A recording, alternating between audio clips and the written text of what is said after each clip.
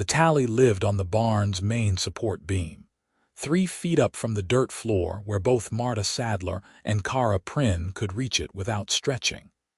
And by the end of harvest season, the scratches had grown so numerous that someone passing through might have mistaken them for the work of cats sharpening their claws.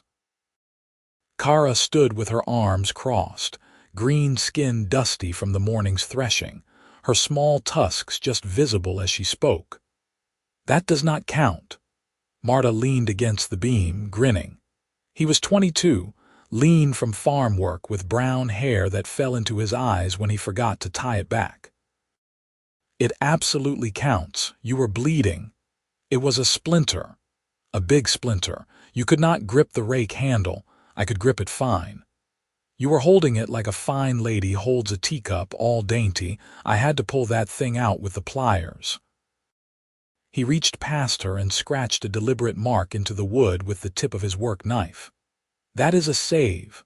Cara grabbed his wrist, not hard enough to hurt but firm enough to stop him. Her hands were calloused, strong from years of labor. "You are cheating." "I am evening the score." "The score was even until you invented this nonsense." She released him, and he finished the mark anyway, stepping back to admire his work with obvious satisfaction. The truth was that they had been keeping score for nearly 8 months now, since the day in late winter when Cara had hauled Marta out of the bog at the edge of the property. He had been trying to fix the fence line alone and had stepped wrong, sinking up to his waist in cold mud. She had been passing with an armload of cut wood and had dropped it all to drag him out by his collar, and when he had sat gasping and filthy on solid ground, she had said, "You owe me." He had laughed and agreed, and somehow it had become a game.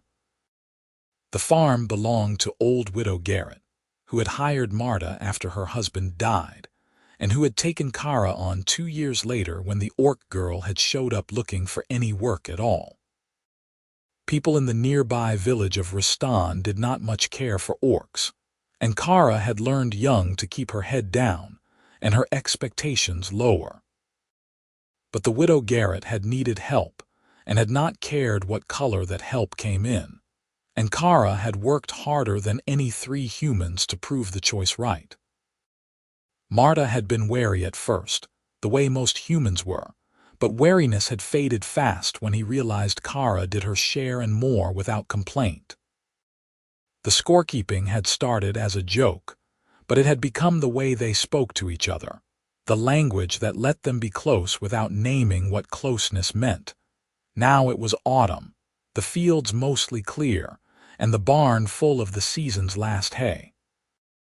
Cara studied the beam, counting under her breath. She had saved Marta 11 times by her count.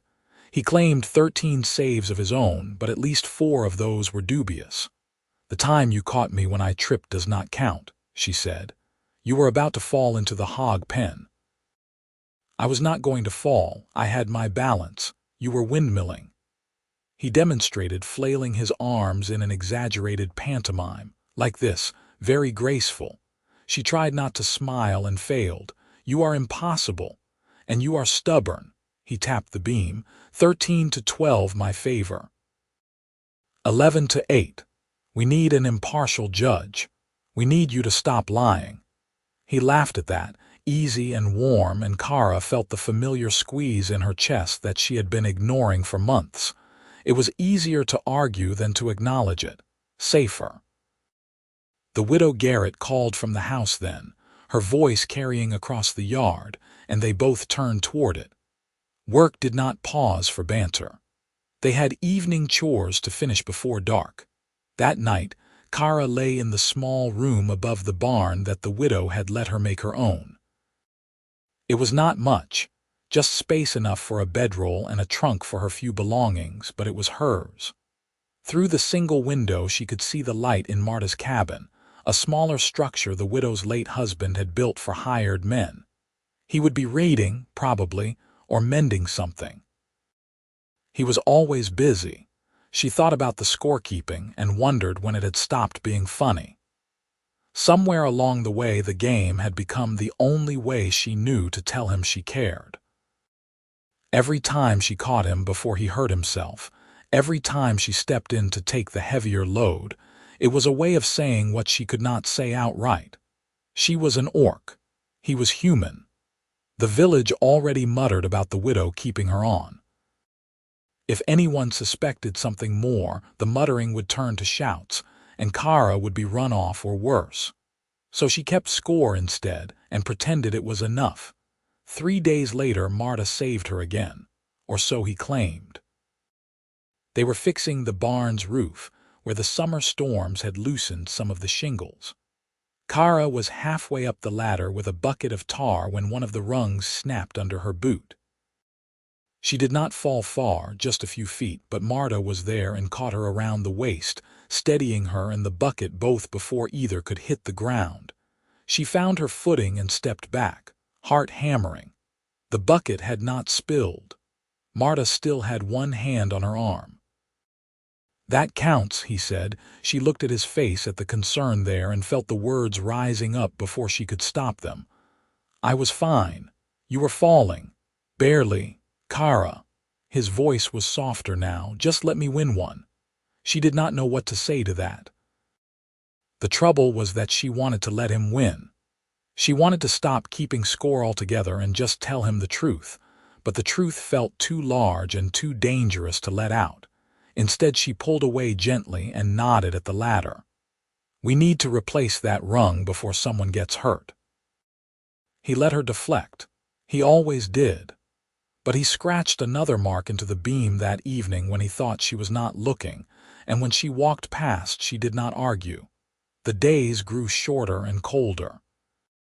They worked through the autumn tasks together, repairing what needed repair before winter came. The widow Garrett was in good spirits. The harvest had been strong, and there was money enough to see them all through the cold months. She praised them both often, and Cara knew she was lucky to have found this place. She had worked other farms before this one, and none of the others had let her stay past a single season. Marta seemed to sense that she was thinking of leaving when the frost came. One evening in late October, he asked her outright. They were in the barn feeding the cattle. He spoke without looking at her. "Are you staying the winter?" "The widow has not asked me to leave." "That is not what I asked." Cara dumped a forkful of hay into the nearest stall. One of the cows nosed at it immediately.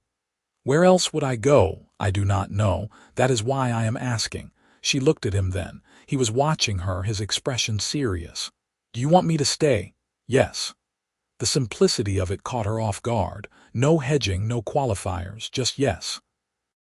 "Then I will stay," she said. He smiled, and the tension in his shoulders eased. "Good."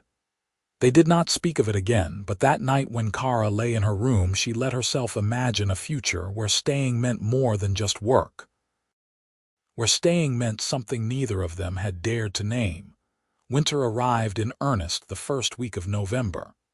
Snow fell heavy, and the work shifted to the animals, and the daily task of keeping everyone fed and warm. The barn became the center of their world.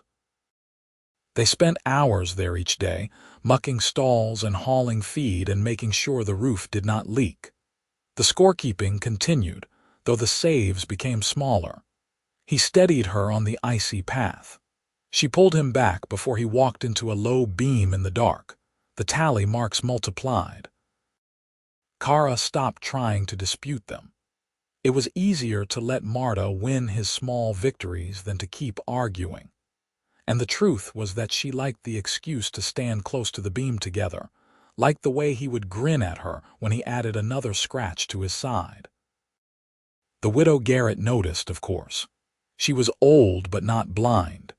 One afternoon in December, she called Cara into the house and sat her down at the kitchen table. Cara's stomach clenched, certain this was the end, but the widow just poured 2 cups of tea and settled into her chair with a sigh. "You and Marta get along well," the widow said. Cara wrapped her hands around the cup. "He is a good worker. He is a good man." The widow's eyes were sharp. And you are a good woman, whatever the fools in the village say." Cara did not know how to respond to that. The widow sipped her tea. "I am not blind, girl. I see the way you two look at each other when you think no one is watching." Cara's throat tightened. "We have not done anything wrong." "I did not say you had." The widow set her cup down. "I am saying that if you want to do something about it, I will not stand in your way. This is my land. I decide who is welcome here." Cara stared at her. "The village would not like it. The village does not pay my bills or warm my bed at night.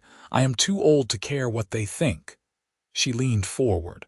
"But you are not, and neither is Marta. So you two will have to decide if what you feel is worth the trouble it will bring." Cara left the house with her thoughts in turmoil. The widow had given her permission, but permission did not erase the danger. If the wrong person in Ristan decided to make an issue of it, there could be real trouble. For her, for Marta, even for the widow. She found Marta in the barn checking the cattle. He looked up when she came in and his expression shifted. "What happened?" "The widow knows." He went still. "Knows what? About us?" She hesitated. "That we care for each other." He set down the bucket he was holding. "What did she say?" "That she would not stand in our way." Cara crossed her arms, feeling exposed, but she also said it would bring trouble. Marta was quiet for a moment. Then he crossed the space between them and stood close enough that she could feel the warmth of him. "Do you want there to be an us?" Her heart was pounding. "Do you?" "I have been keeping score for 8 months, Cara. I think you know the answer." She looked up at him, at the steady honesty in his face, and felt the last of her resistance crumble. "I do not want to bring trouble to you, or to the widow. The trouble is already here. People talk no matter what we do." He reached out and took her hand, his fingers warm against hers. "I would rather face it with you than avoid it alone." She let herself lean into him, just a little. He wrapped his arms around her, and she rested her forehead against his shoulder. They stood like that for a long time, the barn quiet around them except for the soft sounds of the animals.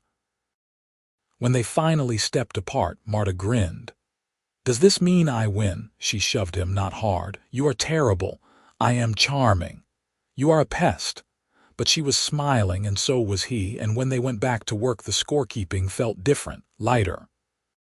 Like it had always been meant to lead to this. The winter passed slowly. They did not hide, but they did not announce anything either. The widow treated them the same as always. If anyone in Ristan heard rumors, they kept their opinions quiet, likely because the snow kept most people close to home, and the widow Garrett's farm was far enough out that visitors were rare. Cara had never been happier. She and Marta worked side by side through the cold months, and at night they would sit by the fire in the barn and talk until they were too tired to keep their eyes open. He told her about his childhood, about growing up in a town 2 days south and leaving when his parents died of fever. She told him about her own past, about the orc clans in the hills and the human settlements that had pushed them farther and farther out, about the choice she had made to try living among humans instead. He listened without judgment, and when she finished he said, "I am glad you stayed." "So am I." The scorekeeping continued, but it had become something softer, less a competition and more a ritual. Every mark was a reminder that they watched out for each other, that they mattered to one another. Spring came early that year. The snow melted in March, and by April the fields were ready to plant. The widow Garrett hired 2 men from Ristan to help with the plowing, and both of them gave Cara long looks but said nothing. Marta stayed close to her when the men were around, not threatening but present, and Cara loved him for it. They planted wheat and barley and oats, the days long and exhausting. Cara's back ached every night, but it was the good kind of ache, the kind that came from honest work. She fell asleep easily and woke to Marta's knock on her door every morning, his voice calling her to breakfast. One evening in May, when the planting was nearly done, Marta climbed up to her room with a plate of bread and cheese. She was surprised. He had never come up before. "The widow said you skipped supper," he said, handing her the plate. "I was tired. You need to eat." She took the plate and sat on her bedroll, and he sat beside her. The space was cramped with both of them in it, but she did not mind.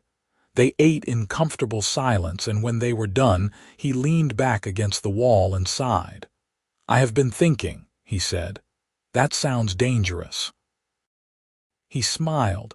"I want to build us a house." She looked at him. "What? A house? Something small just for us.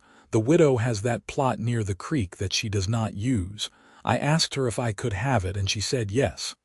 He turned to face her. "I know it is fast, but I do not want to wait any more. I want a place that is ours." Cara's chest felt tight. "Marta, people will talk. Let them talk. I love you, Cara. I do not care what anyone else thinks." It was the first time he had said it outright. "I love you." The words hung in the air between them, enormous and undeniable. "I love you too," she said, and it felt like stepping off a cliff.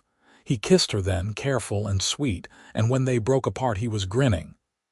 "Does that count as a save?" She laughed, the sound shaky with emotion.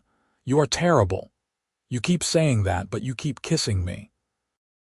"Maybe I have poor judgment." "Definitely." But his eyes were soft, and he pulled her close again, and they sat together as the light faded outside. They started building the house in June. Marta did most of the framing, but Cara helped where she could, hauling timber and mixing mortar. The plot near the creek was a good spot, shaded by a stand of old oaks. The widow came by often to check on their progress, offering advice and occasional criticism. The men from the village who came to help eyed Cara with suspicion. But Marta made it clear that she was his partner in this, and after a few days most of them stopped muttering. One man, an older farmer named Garrett like the widow, even nodded to Cara with something like respect when she hauled a beam he had been struggling with. By August, the house had walls and a roof. It was small, just 2 rooms and a loft, but it was sturdy. Marta carved their initials into the main beam over the door, and Cara felt a surge of pride so strong it nearly knocked her over. They moved in at the end of the month, though there was still work to do. The widow Garrett gave them a table and 2 chairs, and Marta built a bed frame from scrap wood. It was not much, but it was theirs. The scorekeeping had moved with them. Marta had insisted on bringing the old barn beam, the one with all the tally marks, and Cara had helped him saw a section of it free. Now it leaned against the wall of their new home, waiting for a purpose. Autumn arrived, and with it the harvest. They worked the widow's fields through September, and Cara felt the rhythm of the year settling into her bones. This was her life now. This place, this man. It felt real in a way nothing ever had before. And then, on a cold morning in October, everything changed. They were in the barn, the big one on the widow's property, working to get the last of the hay inside before the rains came. The air smelled like dust and dry grass. Cara was up in the loft, stacking bales, while Marta worked below with the pitchfork. She did not see what caused it. One moment she was lifting a bale, and the next she heard a shout. She turned and saw smoke pouring from the back corner of the barn, near the old hay that had been sitting since last year. Fire. Her heart stopped. Marta was down there. She dropped the bale and scrambled for the ladder, moving faster than she ever had. The smoke was already thick, acrid, and choking. She could hear the cattle bellowing in panic. "Marta," she could not see him through the smoke. "Here." His voice came from near the cattle stalls. "We need to get them out." She jumped the last few feet and hit the ground running. The fire was spreading fast, feeding on the dry hay. She grabbed the nearest stall door and wrenched it open, and the cow inside bolted past her toward the main doors. Marta was doing the same, moving down the line of stalls. The heat was intense. the smoke burning her lungs. She lost sight of him again and shouted his name. "I am fine. Keep going." They worked together, frantic, throwing open every stall. The animals fled toward the light, toward safety. Cara's eyes were streaming, her throat raw. She could barely breathe. The last cow was out. She turned, searching for Marta through the smoke. And then she heard the crack. One of the support beams, weakened by the fire, gave way. It fell fast, too fast, and Marta was directly beneath it. Cara moved without thinking. She slammed into him, shoving him sideways with all her strength. The beam missed him by inches, crashing down where he had been standing, but it caught her instead. The pain was immediate and blinding. The beam had struck her shoulder and side, pinning her to the ground. She could not breathe, could not think past the agony. Cara. Marta was there, his face white with terror. He grabbed the beam and lifted, his muscles straining, and she felt the weight ease just enough. "Move!" Now! She dragged herself out from under it, gasping, and he dropped the beam and hauled her to her feet. Her left arm was useless, hanging limp. He half-carried her toward the doors, and they stumbled out into the cold air just as another section of the barn collapsed behind them. They fell to the ground outside, coughing and choking. The widow Garrett was running toward them, shouting, and other people were coming from the fields. Cara tried to sit up, and the pain made her vision go gray. Marta was leaning over her, his hands on her face. "Stay down, you are hurt. You are alive," she managed, "because of you." His voice broke. "You saved me." She tried to smile. "That counts, Cara, this is not a game." He looked terrified, younger than she had ever seen him. "You could have died. So could you." The widow reached them then, kneeling beside Cara. "How bad is it?" "Her shoulder," Marta said. "Maybe ribs, I do not know." The widow sent someone running for the village healer, and Marta stayed beside Cara, holding her good hand. She could see the barn burning behind him, the flames eating through the old wood. A year's worth of work gone, but Marta was alive. That was all that mattered. The healer came an hour later, a stern woman named Beatrice who had seen enough injuries in her life that nothing surprised her. She examined Cara carefully, prodding her shoulder and ribs while Cara bit back groans. "Collarbone is broken," Beatrice announced. "2 cracked ribs, maybe 3. She will live, but she needs rest. No heavy work for at least a month." Marta sagged with relief. The widow nodded, her face grim. "She will have it. Both of them will. That barn can wait." Beatrice bound Cara's shoulder tightly, immobilizing her arm, and gave her a tincture for the pain. "Drink this twice a day. Sleep as much as you can, and do not do anything stupid." Cara nodded, too exhausted to argue. Marta carried her home. She protested weakly, saying she could walk, but he ignored her and lifted her as carefully as if she were made of glass. The path to their house seemed longer than usual, and by the time they arrived, Cara was dizzy with pain despite the tincture. He laid her on their bed and covered her with every blanket they owned. Then he sat beside her, his hand on hers, and did not move. "You should rest too," she said. Her voice was slurred. "I will. In a minute." She wanted to say something else, something important, but the tincture was pulling her under. She let her eyes close, and the last thing she felt was his hand tightening around hers. The days that followed were a blur. Cara slept more than she was awake, the pain a constant presence even through the tincture. Marta was always there when she woke, bringing her food and water and helping her sit up when she needed to. The widow came by daily, checking on her and bringing supplies. The barn was a total loss.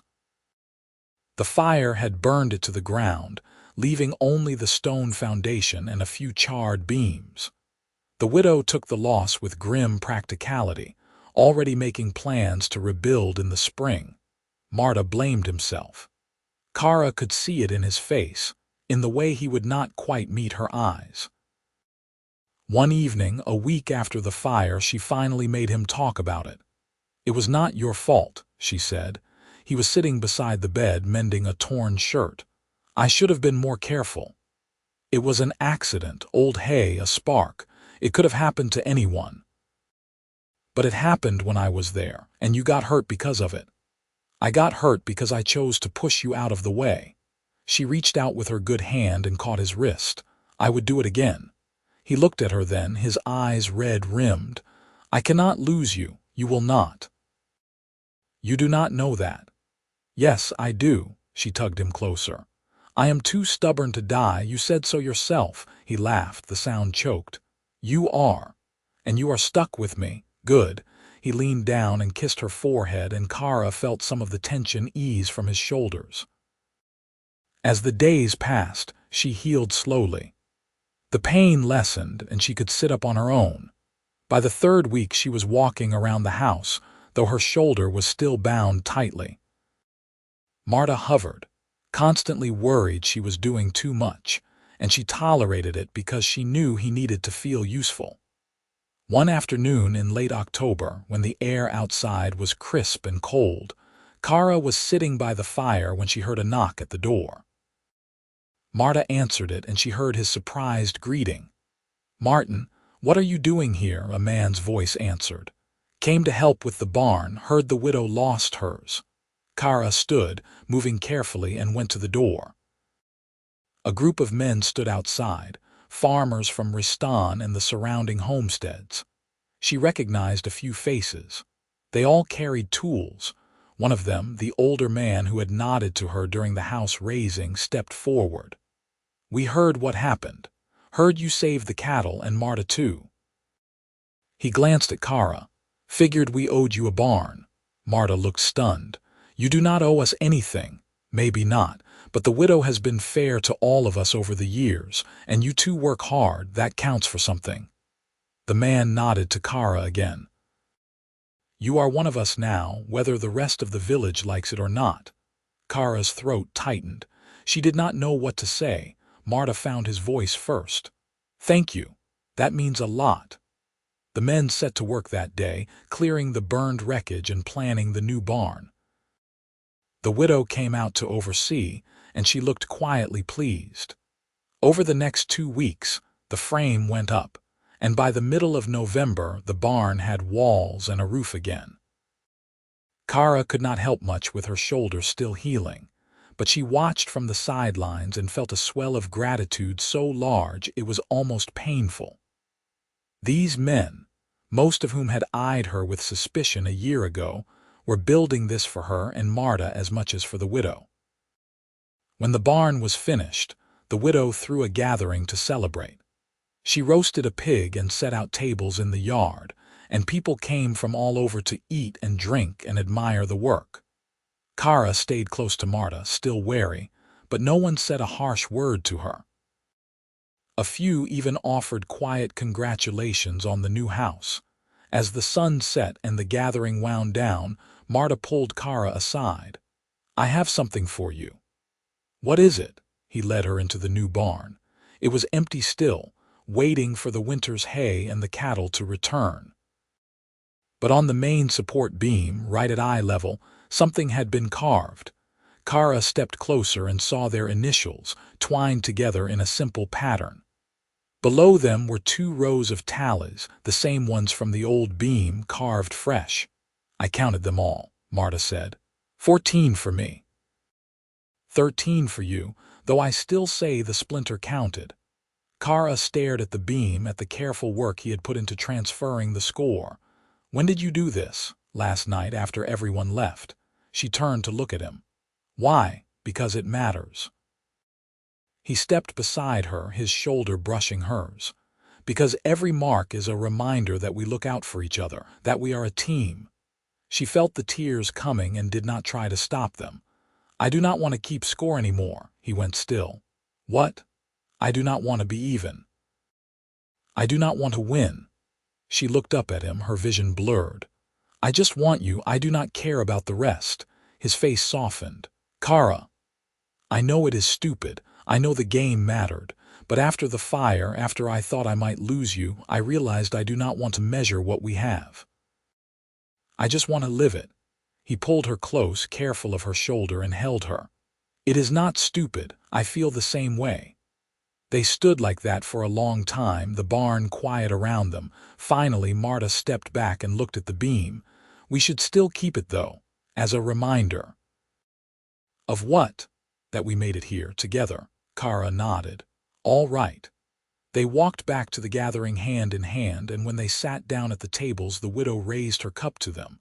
"To Cara and Marta, for being fools in love and brave enough to show it." The gathered crowd echoed the toast, and Cara felt the warmth of it settle into her bones. The winter that followed was the coldest Cara could remember. Snow fell heavy through December and January, and there were mornings when the cold was so sharp it hurt to breathe.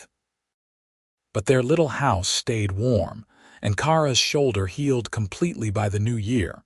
She and Marta worked the widow's farm through the frozen months, tending the animals and keeping the paths clear. The scorekeeping was gone, but the closeness remained. They fell into an easy rhythm, each knowing what the other needed without having to ask. One evening in February, Marta came home with a thoughtful look on his face. "What is it?" Cara asked. "The widow wants to retire." Cara set down the pot she was stirring. "What does that mean?" "She wants to move to Ristan, live with her sister. She is getting too old to manage the farm." He sat at the table, turning his cup in his hands. "She offered to sell it to us." Cara's heart skipped. "To us?" "She said she would give us a fair price, let us pay it off over time. She trusts us to take care of the place." It was an enormous offer. The farm was a good size, with fertile fields and a solid house. Owning it would mean security, a future. "You want to?" Cara asked. "I do, but only if you do." She thought about it, about the life they had built here. About the people who had come to accept her, slowly and grudgingly but genuinely. About the way Marta looked at her every morning like she was the best thing in his world. "Yes," she said. "I want to." He grinned, and the next day they told the widow. She looked relieved, and they spent the evening working out the details. By the end of March, the papers were signed and the widow was packing her things. The day she left, she pulled Cara aside. "You take care of this place and take care of him." "I will. And take care of yourself, girl. You have earned that much." Cara hugged her, surprised by the fierceness of her own emotion. "Thank you for everything. You did the work. I just gave you the chance." The widow left in the back of a neighbor's cart, waving until she was out of sight. Cara and Marta stood in the yard, watching her go, and then they turned and looked at the farm. "It is ours now," Marta said. "Yes." "That is terrifying," Cara laughed. "A little. But it was also exhilarating. They spent the spring planting and repairing, preparing for the season ahead. Neighbors came by to offer help and advice, and Cara realized that she was part of this community now in a way she had never been before. Summer arrived, and with it the long days of work. They hired a young man from the village to help with the heaviest tasks, and Cara found herself in the unfamiliar position of being someone's employer. It felt strange, but good. One evening in July, as they sat on the porch of the main house watching the sun set, Marta said, "We should do something with that beam." "What beam?" "The one from the old barn, the one with the tallies." Cara had almost forgotten about it. They had moved it to the barn when they took over the farm, but it still leaned against the wall, unused. "What do you want to do with it?" "Put it over the fireplace. In here." He gestured to the house behind them. "Make it the mantel," Cara considered. The widow's old mantel was plain, serviceable but unremarkable. The beam would be better, a reminder of where they had started. "I like that," she said. They installed it the next day, cutting and sanding the beam until it fit perfectly. The tallies were still visible, 2 rows of scratches that meant everything and nothing. Marta carved their names above the marks large and clear and stepped back to admire his work. There. Now it is official. Cara stood beside him, looking at the beam. Do you ever regret it? Choosing this life? No. He did not hesitate. Do you? No. He took her hand. Good. They had a quiet wedding in August, just them and a handful of close neighbors and the village priest. Cara wore a simple dress the widow had sent as a gift, and Marta wore his best shirt. They spoke their vows in the yard of the farm, under the oak trees, and when the priest declared them married, Cara felt a joy so complete it was almost overwhelming. The gathering afterward was small but warm. People brought food and drink, and someone played a fiddle while others danced. Cara did not dance, too self-conscious, but Marta pulled her into it anyway, and she let herself be swept along. That night, alone in their house, Marta pulled her close and whispered, "I love you. I love you too. You think we will be happy, I think we already are." He kissed her, and Cara let herself sink into the feeling. This was her life now. This man, this farm, this community that had learned to accept her. It was more than she had ever dared to hope for. The years that followed were not easy, but they were good. The farm prospered, and Cara and Marta worked side by side through every season. They had their struggles, times when the weather was bad or the crops failed or money was tight. But they faced it together, and that made all the difference. 3 years after the wedding, Cara realized she was pregnant. She told Marta one evening in the spring, and he stared at her in shock before breaking into the widest grin she had ever seen. "Are you sure?" "Yes." He picked her up and spun her around, laughing, and she clung to him and laughed too. The baby was born in December, a healthy boy with Marta's brown hair and Cara's green skin.